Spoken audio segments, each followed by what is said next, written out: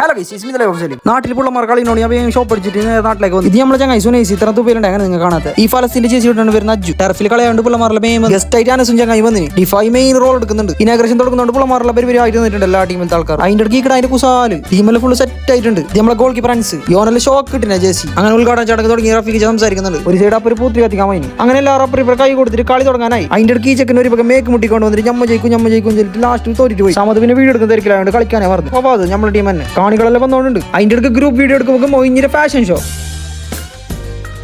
Goalie നിൽക്കാൻ അനുസരിച്ച് ആവുന്നുണ്ട്. ഇതന്നെ നമ്മളെ ടീം. അങ്ങനെ കളി തുടങ്ങി. ഉസ്മാനി ക്യാമറ ഓൺ ആക്കുമ്പോൾ എന്നെ തുന്നാൻ വരുന്ന തന്നെ 4 കളി കൊടുത്ത് 4 കളിയിൽ തോറ്റ്.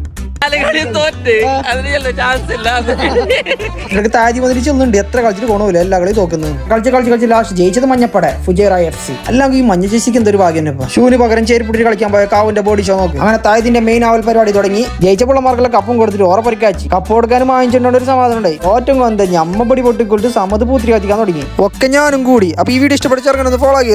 Thank you so much. By.